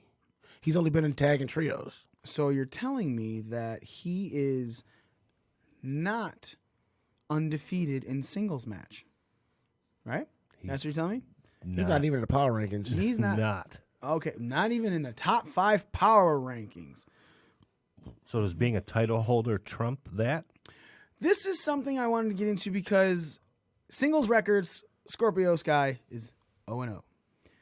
He's 5-2 in tag team, 4-0 in trios, and somehow he's 9-3 overall. Let me repeat that. Think about these numbers: 0-0 in singles, 5-2 in tag team, 4-0 in trios, 9-3 overall. Was he in a casino battle? Was he in any of the battle royales, like the casino battle royales or anything? I don't know. I don't think so. Because if he was inside any type of battle royale, that could have counted as a loss that they really didn't put anywhere. Well, that's his record, and Sammy Guevara. Sorry, why don't you say Guerva? Sammy Guevara, 0-3 in singles, 2-1 in tag, 1-0 in trios, 3-4 overall. That's the numbers. You know, Michael Nakazawa, 1-2 in singles, 0-0 in tag, 0-0 in trios, 1-2 overall. Everyone else is like, there are some of these that the numbers are just weird, man. Kenny Omega's numbers are right. 6-4 overall, 3-2 singles, 1-1 tag, 2-1 trios. That's 6. That's 4. Jungle Boy, 0-7 overall. Sorry, I just wanted. But his numbers are proper. 4, 2, 1, 7. Yeah. So again, it's weird. It's weird. Maybe I don't know where the other loss came from, Scorpio Sky, but someone needs to fix this on AEW's website. However, so we're going into the rankings. Number 1 contender, dude, they had Britt Baker versus Hikaru Shida, yes. They were number 1 and 2, Joshi. And Shida won, so now she's number 1. You know, there are times that these power rankings, if it's something that serious and you want me to take you seriously, you gotta stop fucking with shit. But if you're gonna tell me that if you win and you beat a champion, it's a higher thing, it automatically knocks you up to the power rankings, well then cool. But Scorpio Sky won last Wednesday, and the power rankings came out Friday after that. He wasn't in there. In other words, you're saying inconsistency is Jericho shouldn't be the one deciding who he's going to face. If you're going to make it feel like combat sports with a real ranking system and wins and losses, fucking when Brock Lesnar was the heavyweight champion of UFC, or Conor McGregor is a champion, he don't just go up and go, hey, I'm a fight. You could take me on for the title. I think it's part of that whole damn Looney Tunes promo. But it doesn't. But okay. But then if it's standing up to where these things matter, look, I'm not saying I don't want to see it because I think Scorpio Sky versus Jericho is going to be a great fucking match, but I don't think it should be for the title. Now, if he beats him in a one-on-one match, like let's say next week he did, and he goes, "We should fight." And he goes, "I'm not putting my title up, Junior, but we can fight. You beat me. It's a fluke. Blah blah blah." Play that promo. And then Scorpio Sky beats him in a one-on-one match. Well, now at least Scorpio Sky's 1-0 in singles, and he's beat the champion twice. Yeah. I think it's one of these they rushed because like Jericho took his first pin. Right, and that's fine and understandable. But again, if like Nas said, does it matter more if you pin the champion? If somebody who is unranked beats Alabama or LSU, that kills Alabama and LSU's ranking because you lost to an unranked team. You're going to drop 6 or 7 spots. That unranked team could jump to number 20, after being nothing. Oregon lost to Arizona State yesterday, not ranked. And Arizona State was like number 7. I mean, Oregon was like number 7 or something like that. Arizona State, who knows what the rankings are going to do, but that's an upset. And it shoots people up those ladders. But if that shoots someone up, you can't then show rankings and him not be there. But now he gets a title shot. I can't follow your product. Your product is you're putting so many rules in place and then breaking and bending them every chance you get to suit a storyline. And you can't. Dude, we buried the fuck out of WWE for this. Mm-hmm. And AEW is doing the same fucking thing. But the fucking fanboys are like, oh, AEW's the shit. Dude. What's good for the goose is good for the gander. If you're going to bitch about it for one fucking company, you better fucking bitch about it for the other one. We sure are. We're not showing favorites. NXT is consistent. We just said it. Week after week after week. These storylines are followed up and everything makes sense. Nothing to bitch about. I mean, little things here or there, we nitpick. Of course, it's what we do. We break shit down. But not like that. Is it more difficult with you, Nick? Are you falling out of love with AEW? Because remember, we were talking about this before, and you were like, I'm not in love, I'm in like. I'm still in like. I haven't gone to that next level, but they're kind of hurting my feelings a little bit with stuff like this because I held the expectation that they were going to make something happen with these wins and losses, and then eventually they would explain the reasoning behind it and, why this guy is ranked this way and why if this guy wins this match, then this will happen. But you're not getting any of that. And then, I could sit there and analyze it and think, well, maybe Scorpio Sky is getting this championship match because Chris Jericho initiated it. Or that shouldn't fucking matter if you have a power ranking system. Mm-hmm. If you're going to introduce rankings, wins and losses matter, then stick to that and tell us what the fuck that means. Because right now, you're making note of it on every episode. Oh, yeah, Friday the power rankings come out. Friday the power rankings come out. So? Because clearly, it really doesn't matter. Now, if Scorpio Sky had come down to the ring with SCU and talked shit to Jericho, and they give you a little bit of a tease into a storyline, or maybe let's have another tag match, or like you said, let's have a match not for the title. No match. I don't really care, but you're hinting at, you know what? I just fucking pinned the champion. I'm coming for you. It might not be next week, might not be tonight, might not be in a month, but now I've got your number. I'm fucking coming for you. Because, like you said, he doesn't have any singles matches. He's never won a singles match. So, like, I would be even happy with that, but this is very frustrating. It is. What about you, Smitty? Are you falling out of AEW? No. I'm still very much enjoying it. Like, there are inconsistencies that bother me, but yeah, I'm definitely enjoying it. I'm just glad. I'm like, at this point, I'm just watching, and it still feels kind of fresh and different from WWE for certain aspects. It does. That stuff's just frustrating. So I'm trying to find their power rankings. On for AEW this site. One. Oh, you can't find it on their website. I went to the roster and everything. It doesn't say. So it's only on Twitter. It's got to only be on Twitter, which is fucking annoying. That's dumb. Yeah. This is just one of those bugs they really need to fix. 8 weeks. All right, their singles division AEW. As of Friday, Pac number 1, 4-1-1. in singles. Mox, number 2, 3-0-1. I don't know how undefeated is less than the guy who has 1 loss, but whatever. Cody, 3-1-1. Hangman, 4-3. Kenny Omega, 3-2. Those are your 5. That's your top 5 for AEW. Scorpio Sky has a championship match on Wednesday, folks. Just because he pinned the champ in a tag match. Well, and if that's the case, then fucking say that. Yeah.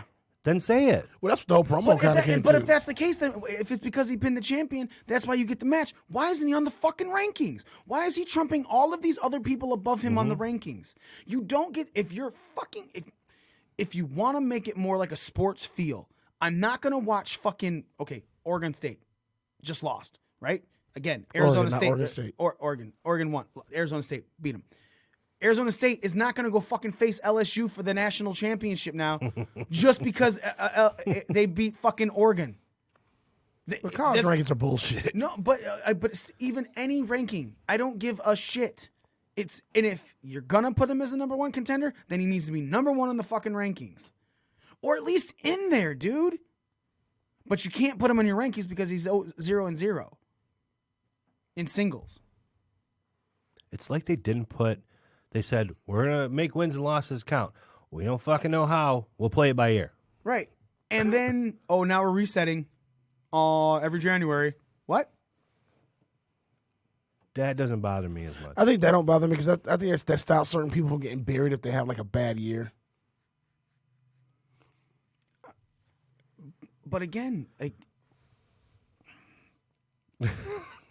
I can't follow this. I can't even talk about it. I can't even follow it in my conversation about it. I think they still got bugs they need to work out. We say you got to give it at least a year to work out these kinks. Cool. But don't come in with one thing. They fucking touted this shit, dude. And already you're kicking your own self in the dick. I'll be very honest. I'm liking AEW even less and less every fucking week. There's hosts of other shows talking about how, the presentation is wonderful. I'm watching it and they're like, I watch it as a fan. And no, dude, there's an emotion connected that you're putting blinders on. I never had these emotions with AEW. As a matter of fact, I was the biggest fucking critic of AEW right when it was announced. Everyone's like, it's going to be great. And I'm like, is it though? This is what we're based off of. If All In was the base. And that's what I went with. These guys booked All In. These guys can't keep putting themselves over, and they didn't. And I'm great with. I'm very happy with that. Bucks didn't even touch. Pay to see us lose. Yeah, Bucks didn't even touch They were in that tag team tournament. They didn't go far. They went 1 round. Cody lost. Right, that's fine. No, I can't face for the title at all. Kenny Omega is on a redemption storyline. He's 3-2 in the fucking rankings. And where did I had it? And then Adam Page is pretty much he took a shot at it for the first time and hasn't been back in that picture. Nick Jackson just took a singles loss to Phoenix.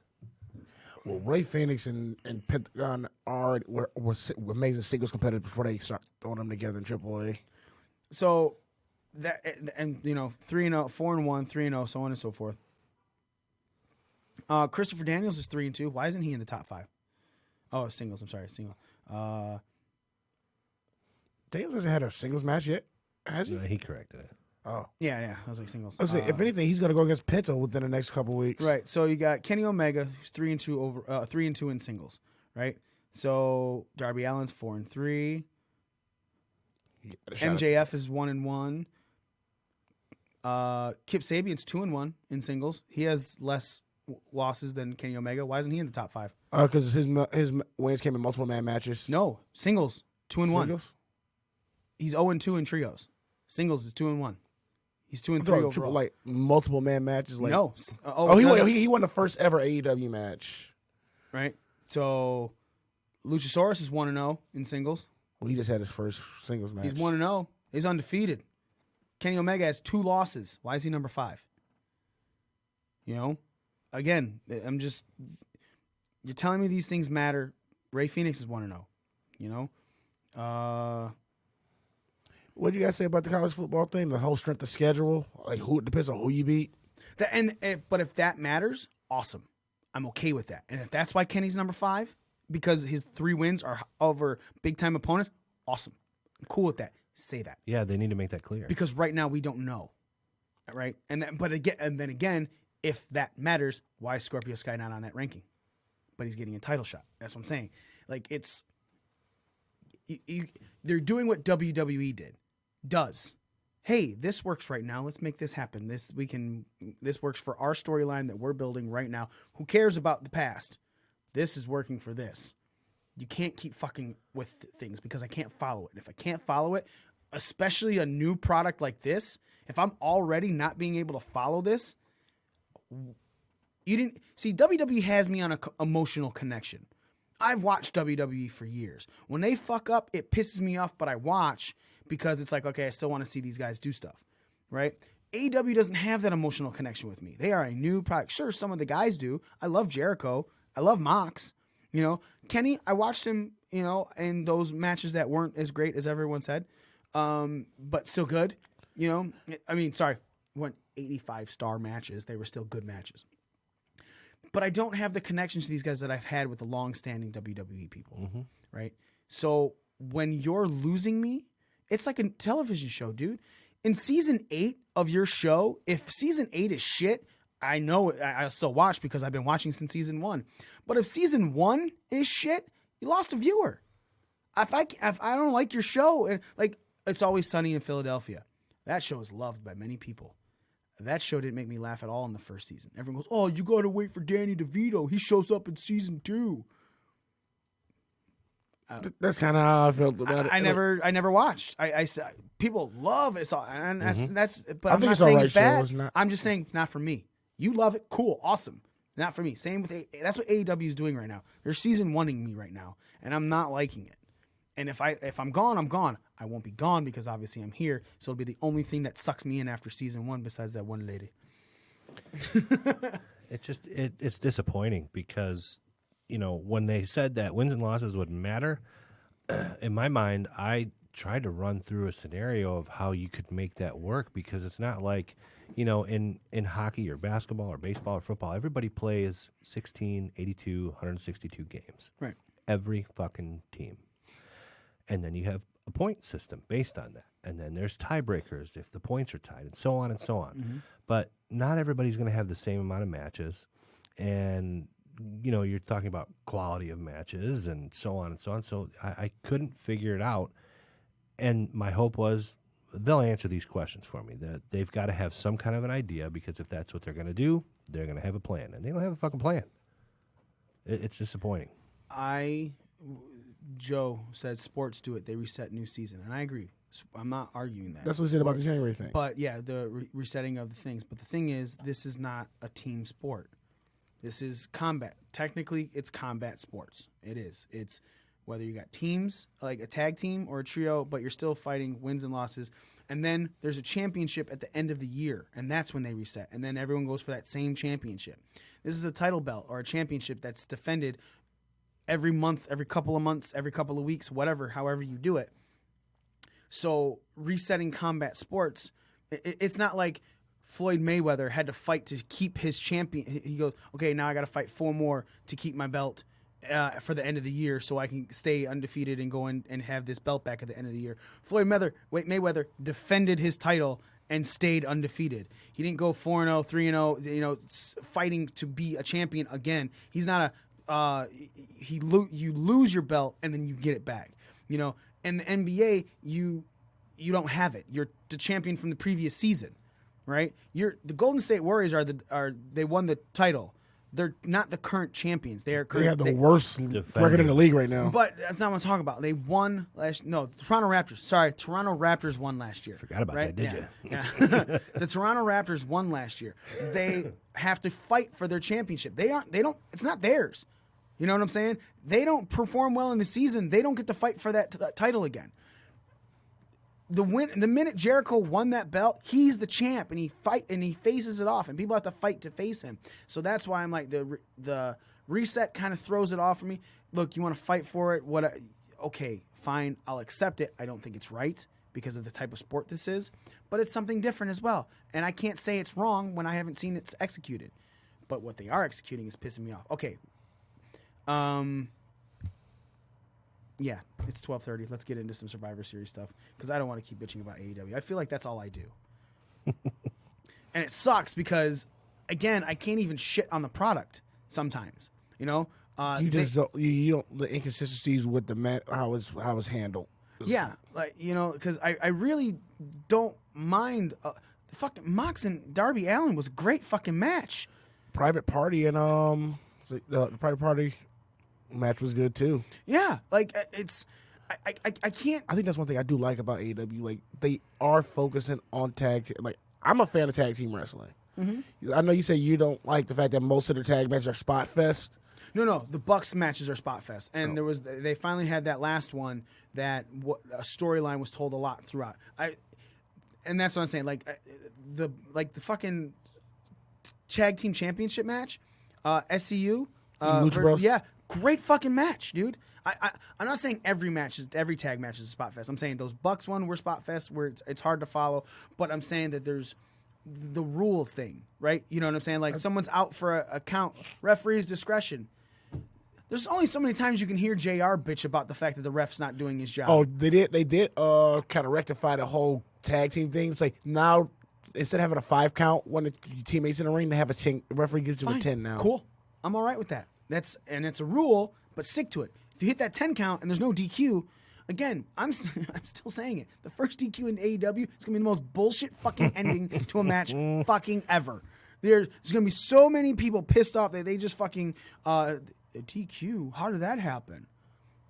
So yeah, Britt Baker versus Hikaru Shida. Hikaru Shida was a great match this week. You know, I can't. I'm not shitting on the product overall. I'm only bitching about the specific things that are wrong. I will never ever say AEW sucks. I will say I'm not a big fan of Britt Baker in the ring. She does not sell anybody's offense. She's a little boring. Oh. If that wasn't Adam Cole's baby, I wouldn't Adam give two Cole gonna shits. kick you in the dick. He'll kick you in the 'Cause baby. you're talking shit about Britt. I'm not the biggest fan of her. I'm not arguing it. I think she's bland and she does not sell offense. I'd like to see her in the Performance Center. Not even a joke. I think if you brought her to NXT, I think you would, again, man, I just feel like we're blowing smoke up WWE's ass. But the Performance Center is amazing. There's a reason NXT is spectacular. Women, men, tag, all those matches. They have the Performance Center. You know, it's just like NBA teams. They have practice centers where they fucking practice 5 days a week. You know, and plus games and whatever. You know, if there's a day off, they're probably practicing. They're probably in their practice facility before games. You know, in the gym. Like this is stuff that they can do. They're working every day. AEW doesn't have that. I think they do. I think Cody is getting ready to introduce that. Which would be awesome. Yeah, I read something about him, trying to look it up, but Yeah, but I'm just not the biggest fan of Britt Baker. Which is fine. I think all the rest of the women in that division are pretty solid. She's the only person to have a problem with. I think that Rio championship match was really good when she took on her teacher, Emi Sakura. Yeah. Again, I don't want to keep shitting on AEW because I'm only shitting on the things I don't like, and if I can't follow it, I have a problem. Don't lose your fan base right out. Don't lose your. We've always said it. The casual fan base is what you need to bring in, right? There's a reason that your ratings are. There's also. Did you see the demographic numbers of? I did not. Yeah, I've had those pulled up actually. But that's fine. But again, if you're keeping the demographic, but you're losing in the ratings, that means you're losing your casual fans. You know, AW had 1 million plus the first 3 weeks, then 962,000 week 4. Then almost 1 million before the last pay-per-view, Full Gear. 957,000. You know, no, I'm sorry. That's the after Full Gear episode. 957,000. The one before Full Gear was 822,000. Again, man, I'm not. You have to make it. consistent. We're done talking about that. I keep saying we're done, and I keep going back. Let's talk Survivor Series. Survivor Series is emanating tonight. Again, if you're in the Metro Detroit area and you are listening to us, you are watching us, man, fucking come to B-Dubs, downtown Detroit, no cover, family friendly. Get your ass to Buffalo Wild Wings for Survivor Series. Huge party going on. AJ Styles, Roderick Strong, and Shinsuke Nakamura fighting each other to see who is the better mid-card champion. Then the tag team champions, New Day, Undisputed Era, and Viking Raiders are facing each other. Not for the title, but again, just for bragging rights for brand supremacy. And then the women's champions, Becky Lynch, Shayna Baszler, and Bayley fighting each other. After that, the NXT Championship is being defended. Adam Cole versus Pete Dunne. Sneaky Pete. The Sneaky Petey. The WWE Championship is then being defended as Brock Lesnar takes on Rey Mysterio in a no-holds-barred match. The Blue Universal Championship is being defended as Bray Wyatt takes on Daniel Bryan. Hey, let's be honest. It still looks better than the fucking ugly-ass red one. I like it too. I have a problem with it, but I was thinking about that name yesterday. I'll be very honest. I was at work and I was like, yeah, Blue Universal. Then the Survivor Series match, Team Raw versus Team SmackDown versus Team NXT. Team NXT is going to be announced tonight. After NXT last night, we got an announcement of who the women's match, the women's are going to be for NXT. So it's Team Raw, Team NXT, and Team SmackDown ladies. And then what's next after this? Those are all the matches that are going on. Team Raw is captained by Charlotte Flair with Sarah Logan, Asuka, Kairi Sane, and Natalya. Team SmackDown is captained by Sasha Banks with Dana Brooke, Nikki Cross, Lacey Evans, and Carmella. And Team NXT is captained by Rhea fucking Ripley with Toni Storm, Candice LeRae, Io Shirai, and the EST of NXT, Bianca Belair. The men's match is Team Raw, as we said earlier, captained by Seth Rollins with Randy Orton, Drew McIntyre, Ricochet, and Kevin Owens. SmackDown is captained by Roman Reigns with Braun Strowman, Baron Corbin, Shorty G, and Mustafa Ali. You guys excited for this? I kind of am. I've not been excited for Survivor Series in a long time.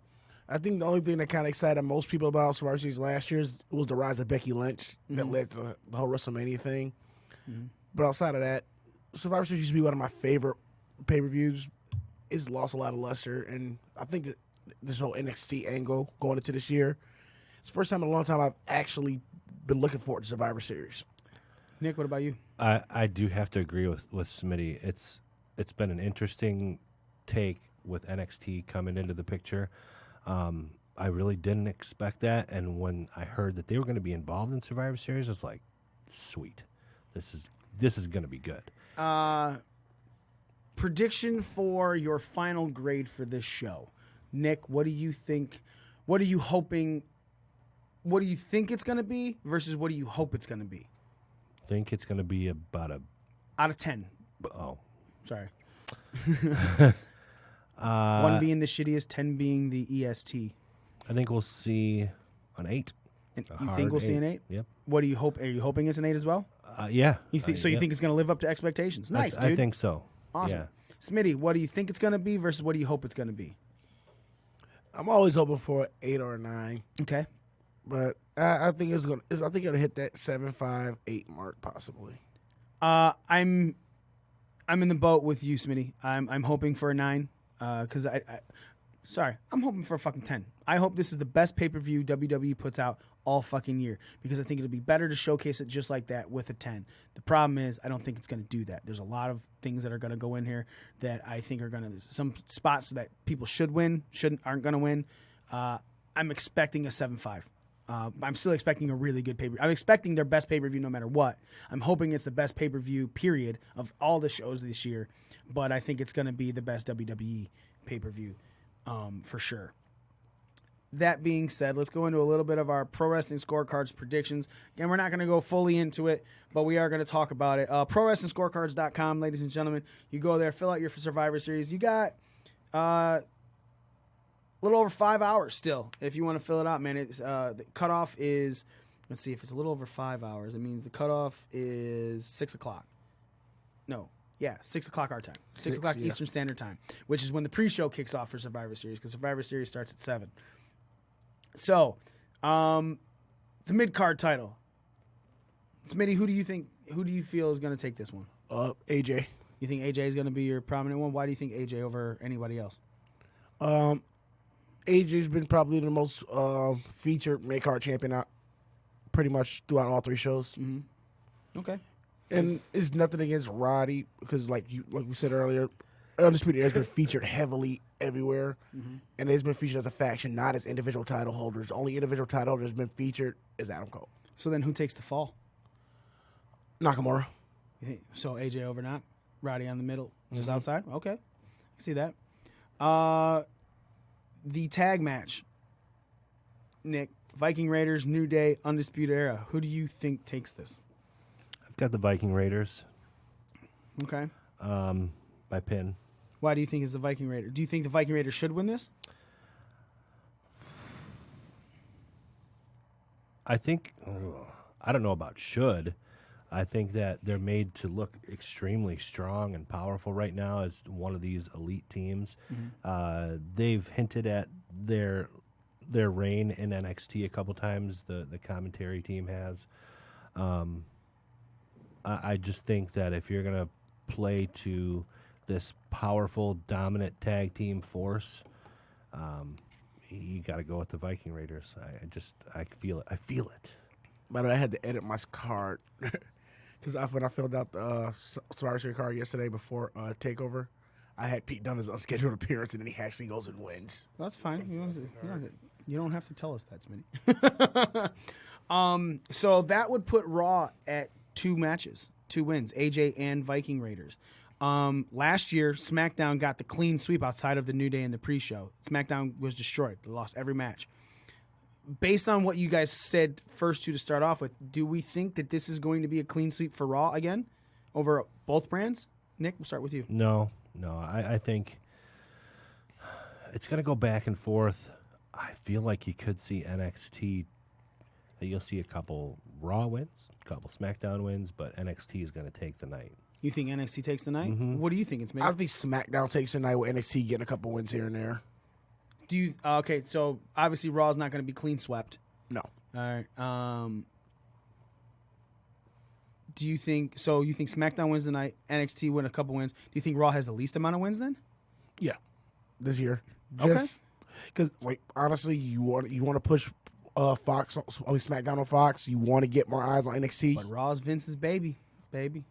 Yeah, but that I think I'm just thinking with a little bit more logic. Like, do you wanna put think these that things this over. card is more unpredictable than any other card they've done this year, or do you like with the inclusion of NXT? Yes, and I do but too. you also said earlier, NXT's looked so strong throughout the last couple of weeks. I wouldn't be surprised if they just let NXT shit the bed throughout the show, and I'm hoping that doesn't happen. All right? Triple threat women's match: Becky, Bayley, and Baszler. Smitty, who do you think's taking this one? I think they give this one gonna be one of the few things that one of the ones that NXT takes. Okay. You think Baszler? Yeah, I think Baszler's gonna go ahead and tap Bayley out. All right. Let's see that. NXT Championship match: Pete Dunne and Adam Cole. We've basically said we feel like Adam Cole is just retaining this because Pete Dunne is nothing but fodder. Drink, bitch. So we're going to move on to the WWE Championship match. And the no D-Holds-Barred Q match. It took a second for that to click. Yeah, the no D-Holds-Barred Q match. DQ. I want Dairy Queen now. I'm fat. Sorry. Lesnar, Mysterio. Is Mysterio? Therefore, yes. Yeah, you think he is, Smitty? Yes, he is. No chance in hell that he has of winning this? No. Really? Hell no. All right. Nick? None. 0. The only reason they put the stipulation to make you, because they think they're going to make you think Ray has a chance. And I think they're gonna, and there'll be a few spots in the match where you'll be like, oh my god, he might fucking do it, and then they'll cut your balls off. So you think they're going to do a good job of selling it? I think so. No, I think we got another Cain Velasquez situation in Saudi Arabia where this match doesn't even go over 5 fucking minutes. Yeah. Lesnar doesn't wrestle that long. Up next is the Blue Universal Championship match. Wyatt, the Fiend Bray Wyatt versus Daniel Bryan. Nick, any chance in hell that Daniel Bryan wins this? Nope. I don't think so. No, I think they're trying to build up Bray Wyatt long term for once, and Give him a good run with the title belt. Yeah, with that Fiend character as an unstoppable Coolest force. fucking thing in wrestling, man. He's going. Daniel Bryan, no. Smitty, is there any chance that Daniel Bryan can get the Fiend booed? I don't think he can boot. I think he can split the crowd at best. Well, I mean, not full. Again, split the crowd is still getting booed to an extent. Because right now, the Fiend is the most popular thing. It's cheers every fucking time he comes out, no matter what he does. I think if Bryan actually do pull a trigger and he goes back to doing all the yes shit during this match, you may get the crowd split or like a whole "let's go Bryan, let's go Fiend" type deal, but not actually booed. All right. Nick, Survivor Series men's match. Obviously, we do not know the NXT competitors, but which team do you think is going to take this one? Fuck. Ooh, that's not a team. No. I've changed it twice. At first, I had SmackDown Roman Reigns being, I stuck with that one, and now I changed it to NXT with unanimous talent making the final fall over Baron Corbin. Woohoo! Unanimous. But I'm still teetering. Unanimous. I'm still teetering with that Roman Reigns pick because I feel like they're going to try and push Roman Reigns to the moon still. That's gonna be the guy to take the title off of Wyatt. Yeah. That's even worse, dude. You thought you got him booed by winning that Rumble. Have him take the title off of Brett? No. They have to slow burn. They're gonna have to slow burn that build though. Man, that's a. I know. I say the only way they make that work is if they slow burn the build. Don't just push him in there. I think Roman Reigns is about to hold that brand new Intercontinental Championship for a little bit. I think he's gonna solidify that belt, make it look strong. I see him staying away from that Blue Universal Championship for quite a while. Survivor Series women's match. Smitty, which team do you have? I think this is gonna be one of the ones that Raw gets. Yeah, you think fucking Charlotte Flair? Yeah, and her B squad. If Charlotte Flair the B squad, and she'll probably end up being a Soul Survivor. Soul Survivor. All right, listen here. Yeah, Charlotte Flair's team is. I guess it's not all B squad. It's Asuka is in there, but Kairi Sane, Sarah Logan, and Natalya. Like, you know who's missing? How fucking injured is Alexa Bliss right now? I don't know. That's like because I think that's because SmackDown is Sasha, Nikki, Dana Brooke, Lacey, and Carmella. Yeah, I don't. Where the fuck is Alexa I don't think Bliss? Dana would have been. I think Alexa's still hurt. That's why you got Dana Brooke. I guess does this show the depth problems of the women's roster in WWE? Yeah, because look, okay, here's Team NXT: Rhea Ripley, Toni Storm, Candice LeRae, Bianca Belair, and Io Shirai. You still have, again, she's injured, but let's just talk about the people who aren't on this team that could. Mia Yim, amazing fucking talent, right? Tegan Knox, amazing fucking talent. Dakota Kai, Shayna Baszler. That's 4 women right there that are fucking top-notch main event women in NXT. But look, I'm all for featuring people that haven't been featured, right? But when you see Sarah Logan thrown into this, and you see Dana Brooke thrown into this, by the way, Dana Brooke's coming along a lot. Like, we've seen her wrestle, we've seen her out there. She looks way better than she has. Yeah, she's Carmella in it. Yeah, she 100% made a tremendous improvement. But then you got to think, okay, who else is on the Raw women's roster? Nobody. Crickets. Who else is on the SmackDown women's roster besides the champions? Nobody. I'm literally going to Alexa. She's on SmackDown, so I'm literally going to this because I have to know. Is Alicia Fox still active? No, she's in rehab. Yeah, Congratulations to her for coming out for that, announcing it and everything. That's awesome. About time. You know, the Raw. So Raw is Billy Kay, Peyton Royce. Oh yeah, the Iconics. We forgot about them. I think the world forgot about them after they took the Liv titles Morgan, off Naomi, Ruby Riott. She's injured still though. them. Yeah. Zelina Vega. That's Raw. Okay. Why can't I find the superstar button? Oh, Sonya Deville and Mandy Rose. Sonya Deville, SmackDown. Mandy Rose. Yep. Okay. There it is. Alexa Bliss. Again, we think she's injured. Ember Moon injured. She announced that on WWE backstage. Shit, we have to go into that. Fuck, so much to go into. Lana, Mandy Rose, Mickie James, Maurice is on the list. Really? She's on maternity Yeah, leave, isn't she? still? yeah, she had a baby, so I don't know why she's. I don't even know she was a superstar. Yeah, Sonya Deville. Yeah, Mickie so, James is still active? Tamina. Oh. So, yeah, man. There's See, that's a whole bunch of who cares. And I don't mean that in any disrespectful way. Outside of everybody on that list, Alexa Bliss is the only one we really thought about. It's like, okay, she's the only one that probably would have made a difference in any of this. Everybody else is either hurt or who gives a shit. I think you're about right with that one. I think NXT takes the women's for sure, especially with the announcement of who the team is. All right, final thing that we're going to talk about, and we're fucking out of here. WWE Backstage had the return of CM Punk to some sort of WWE television. As he stated many times on the show, he is a Fox talent. It's like Jay Glazer for the NFL on pregame shows. He is discussing things. He doesn't work for the NFL. He works for Fox. And he showed it. CM Punk does not work for WWE. He works for Fox. And CM Punk had quite a few things to say. Mocking things, trying to get Paige in trouble. He's like, what did you think about when that dog came out? You know you didn't like that. And she's like, yeah, it's stupid. You all right getting me in trouble. Stop. You know, because that's how Paige talks. And I still put my dick in her mouth. Yeah, she sounds like it already is. CM Punk trolled Renee. She was talking about, you're out here when those Shield guys came in. He goes, oh, those Shield guys, which one's your favorite? And she's like, I like them all the same. No, you don't. You're banging one of them. Married to him. Just can't say his fucking name. So again, CM Punk doing CM Punk things. How did you feel about his appearance? Are you excited are you going to watch Backstage more often now? I'm going to watch Backstage a little bit more often.